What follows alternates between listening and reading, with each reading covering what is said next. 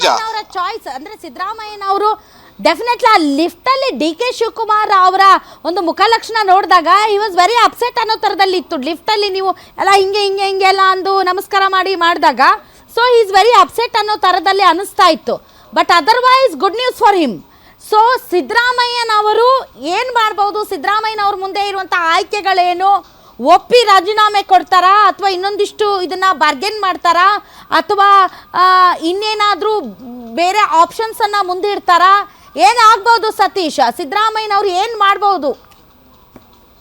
ರಾಧಾ, ಖಂಡಿತವಾಗ್ಲೂ ಕೂಡ ನಾವು ನಿನ್ನೆ ಈ ವಿಚಾರವಾಗಿ ನಾವೇ ಗ್ಯಾರಂಟಿ ನ್ಯೂಸ್ ಈ ಸುದ್ದಿಯನ್ನು ಬ್ರೇಕ್ ಮಾಡಿತ್ತು. ಸಂಜೆ 5 ಗಂಟೆಗೆ ಸಿದ್ದರಾಮಯ್ಯನವರಿಗೆ ಹೈಕಮಾಂಡ್ ಕೆಲವೊಂದಿಷ್ಟು ಆಪ್ಷನ್ಸ್ ಕೊಟ್ಟಿದ್ದಾರೆ ಅನ್ನೋ ಒಂದು ವಿಚಾರವಾಗಿ. ಒಂದು, ಈಗ ಇದೇ 18ನೇ ತಾರೀಕು ಅಂದರೆ ಜೂನ್ 18ಕ್ಕೆ ರಾಜ್ಯಸಭಾ ಸದಸ್ಯ ಮುಕ್ತಾಯ ಆಗುತ್ತೆ ಖರ್ಗೆ ಅವ್ರದ್ದು. ಆ ಖರ್ಗೆ ಪ್ಲೇಸ್ಗೆ ಸಿದ್ದರಾಮಯ್ಯನವ್ರನ್ನ ಸೆಲೆಕ್ಟ್ ಮಾಡುವಂಥ ಒಂದು ಸಾಧ್ಯತೆ ಇದೆ. ಜೊತೆಗೆ ಲೀಡರ್ ಆಫ್ ಅಪೋಸಿಷನ್ ರಾಜ್ಯಸಭೆಗೆ ವಿಪಕ್ಷ ನಾಯಕರಾಗಿ ಸಿದ್ದರಾಮಯ್ಯನವರನ್ನು ಆಯ್ಕೆ ಮಾಡುವಂತಹ ಚಾನ್ಸ್ ಇದೆ. ಈ ಒಂದು ಸಾಧ್ಯತೆ ಕೂಡ ಅಲ್ಲೆಗೆಳೆಯುವಂತಿಲ್ಲ ಅನ್ನೋ ಒಂದು ಮಾಹಿತಿ ಬರ್ತಾ ಇದೆ.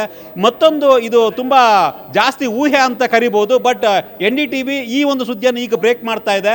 ಸೊ 2029 ಲೋಕಸಭಾ ಚುನಾವಣೆಗೆ ನಾವು ಸಿದ್ದರಾಮಯ್ಯನವರ ನೇತೃತ್ವವನ್ನು ಇಟ್ಕೊಂಡು ಎಲೆಕ್ಷನ್ಗೆ ಹೋಗ್ತಾ ಇದ್ದೀವಿ ಅನ್ನೋ ಒಂದು ಸೂಚನೆಯನ್ನ ಕೊಟ್ಟಿದೆ ಹೈಕಮಾಂಡ್ ಅನ್ನೋ ಒಂದು ಮಾಹಿತಿ ಬರ್ತಾ ಇದೆ. ಅಂದ್ರೆ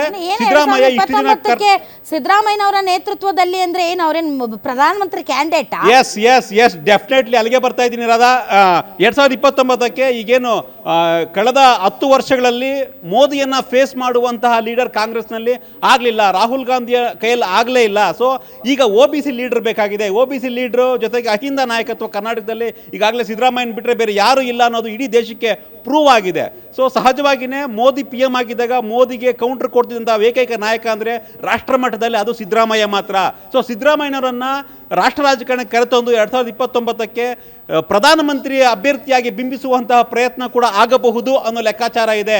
2029 ಲೋಕಸಭಾ ಚುನಾವಣೆಗೆ ಸಿದ್ದರಾಮಯ್ಯನವರನ್ನ ಮುಂದೆ ಇಟ್ಕೊಂಡು ಮೋದಿ ವಿರುದ್ಧ ಚುನಾವಣೆಯನ್ನು ಎದುರಿಸುವಂತಹ ಒಂದು ಚಾನ್ಸ್ ಕೂಡ ಇಲ್ಲ ಅನ್ನೋ ಒಂದು ವರದಿಗಳು ಬರ್ತಾ ಇದ್ದಾವೆ ರಾಧಾ. ಹಾಗಾಗಿ ಅದು ಒಂದು ಆಪ್ಷನ್ ಇರಬಹುದು ಸದ್ಯಕ್ಕೆ. ಡೆಫಿನೆಟ್ಲಿ. ಯಾಕೆ ಅಂತಂದ್ರೆ ಇವಾಗ ನರೇಂದ್ರ ಮೋದಿ ಅವರನ್ನು ಕೂಡ ನರೇಂದ್ರ ಮೋದಿ ಅವರು ಯಾವುದೇ ಒಂದು ಜಾತಿಯನ್ನು ಮುಂದಿಟ್ಟುಕೊಂಡು ಅಧಿಕಾರಕ್ಕೆ ಬಂದವರಲ್ಲ, ಅವರು ಪಕ್ಕಾ ಹಿಂದುತ್ವದ ಆಧಾರದ ಮೇಲೆ ಬಂದಿರೋರು. ಅವರು ಸಂಘ ಪರಿವಾರದಲ್ಲಿ ಇದ್ದಂಥವ್ರು, ಗುಜರಾತ್ನ ಮುಖ್ಯಮಂತ್ರಿ ಆಗಿದ್ದಂಥವ್ರು, ಗುಜರಾತ್ನ ಮಾಡೆಲ್ನ ಮುಂದಿಟ್ಟವರು. ಬಟ್ ಜಾತಿ ಸಮುದಾಯ ಅಂತ ಬಂದಾಗ ಬಹಳಷ್ಟು BJPಗರು ಇಲ್ಲ, ಅವರು ಕೂಡ ಒಂದು ಹಿಂದುಳಿದ ವರ್ಗಗಳಿಂದ ಬಂದಿರುವಂಥ ನಾಯಕ ಅಂತ ಅವರನ್ನು ಟ್ಯಾಗ್ ಮಾಡುವಂಥ ಪ್ರಯತ್ನ ನಡೆದಿದೆ. ಈಗಲೂ ಕೂಡ ಇಡೀ ರಾಷ್ಟ್ರಾದ್ಯಂತ ಒಬ್ಬ ಅಹಿಂದ ನಾಯಕನಾಗಿ ಇಡೀ ಕರ್ನಾಟಕದಾದ್ಯಂತ ವೋಟ್ ಪುಲ್ ಮಾಡುವಂತಹ mass leader that is definitely ಸಿದ್ದರಾಮಯ್ಯನವರು.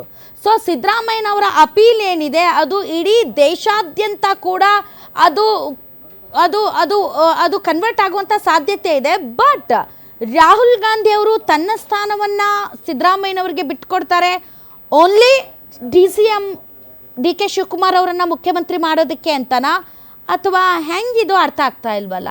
ಅಂದ್ರೆ DK ಶಿವಕುಮಾರ್ ಮುಖ್ಯಮಂತ್ರಿ ಆಗಬೇಕು ಅನ್ನೋ ಒಂದೇ ಕಾರಣಕ್ಕೆ ಸಿದ್ದರಾಮಯ್ಯನವರನ್ನ ರಾಷ್ಟ್ರ ರಾಜಕಾರಣಕ್ಕೆ ಕರ್ಕೊಂಡು ಬರ್ತಾ ಇರೋದಾ ಅಥವಾ ಇಲ್ಲ ಇದು ತುಂಬಾ ವೆಲ್ ಥಾಟ್ ಪ್ಲಾನಾ? ಹೆಂಗಿದು, ಇದನ್ನ ಹೆಂಗೆ ವಿಶ್ಲೇಷಣೆ ಮಾಡ್ತೀರಿ?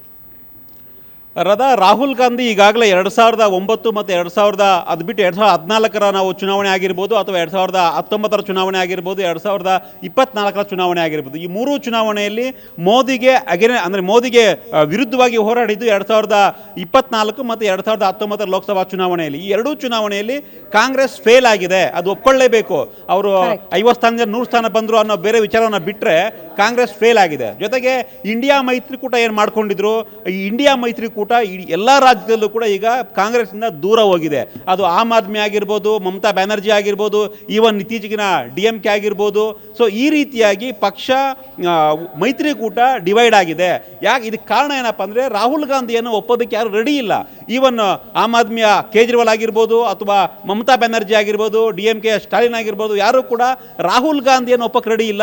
ಕಾಂಗ್ರೆಸ್ನ ಒಪ್ಕೊಬಹುದು, ಆದರೆ ರಾಹುಲ್ ಗಾಂಧಿಗೆ ಆ ಪ್ರೌಢಿಮೆ ಇಲ್ವೇನೋ ಇನ್ನೂ ಅನ್ನೋ ರೀತಿಯ ಚರ್ಚೆಗಳು ಆಗಾಗ ಆಗ್ತಾ ಇತ್ತು. ಆದರೆ ಸಿದ್ದರಾಮಯ್ಯ ಮ್ಯಾಟ್ರಿಕ್ ಬಂದಾಗ ನಾವು 2009ಕ್ಕೆ ಹೋದೆ, 2004ರ ಲೋಕಸಭಾ ಚುನಾವಣೆಗೆ ಹೋದರೆ ಆಗ ಪ್ರಧಾನಿ ಆಗುವಂತಹ ಎಲ್ಲ ಸಾಧ್ಯತೆ ಒಂದು ರೈಟ್ಸು ಸೋನಿಯಾ ಗಾಂಧಿಗಿತ್ತು. ಸೋನಿಯಾ ಗಾಂಧಿ ಪ್ರಧಾನಿ ಹುದ್ದೆಯನ್ನು ಅಲಂಕರಿಸಲಿಲ್ಲ, ಇನ್ಕ್ಲೂಡಿಂಗ್ ಕ್ಯಾಬಿನೆಟ್ ಕೂಡ ಬರಲೇ ಇಲ್ಲ, ಅವರು ದೂರ ಇದ್ರು ಅವರು. ಸೊ ಮನಮೋಹನ್ ಸಿಂಗ್ನ ಪ್ರಧಾನಮಂತ್ರಿಯಾಗಿ ಆಯ್ಕೆ ಮಾಡ್ತು ಕಾಂಗ್ರೆಸ್ ಆಗ. ಸೊ ಅದೇ ರೀತಿಯ ಒಂದು ಸ್ಟ್ರಾಟಜಿಯನ್ನು ಮುಂದೆ ಮಾಡಬಹುದೇನು, ಯಾಕಂದರೆ ಎಲ್ಲ ರೀತಿಯ ಅಸ್ತ್ರಗಳನ್ನು ಮುಗಿಸ್ಬಿಟ್ಟಿದೆ ಕಾಂಗ್ರೆಸ್ಗೆ ಇಲ್ಲಿ ಉಳಿದಿರ್ತಕ್ಕಂಥ ಅಸ್ತ್ರ ಇದೆ ಅಂತ ಕಾಣಿಸ್ತಾ ಇದೆ. ಒಂದು ಸಿದ್ದರಾಮಯ್ಯನವರ ಅನುಭವ, ಅವ್ರಿಗಿರ್ತಕ್ಕಂಥ ಒಂದು ಅಹಿಂದ ಪವರ್ ಮತ್ತು OBC ಅನ್ನೋ ಒಂದು ಮಾರ್ಕು, ಜೊತೆಗೆ ಇಷ್ಟು ವರ್ಷಗಳ ಕಾಲ 8 ವರ್ಷಗಳ ಕಾಲ CM ಆಗಿ ಇರ್ತಕ್ಕಂಥ ಅನುಭವ ಇದೆ. ಬೇರೆ ನಾಯಕರು ಈಗ ಮಮತಾ ಬ್ಯಾನರ್ಜಿ ಸಿದ್ದರಾಮಯ್ಯ ಪ್ರಧಾನಮಂತ್ರಿ ಅಭ್ಯರ್ಥಿ ಅನ್ನೋಕೆ ಒಪ್ಕೊಬಹುದು, ನೋ ಅನ್ನೋ ಚಾನ್ಸೇ ಇಲ್ಲದೆ ಇರ್ಬೋದು. ಯಾಕಂದರೆ ಇವತ್ತು ವೆಸ್ಟ್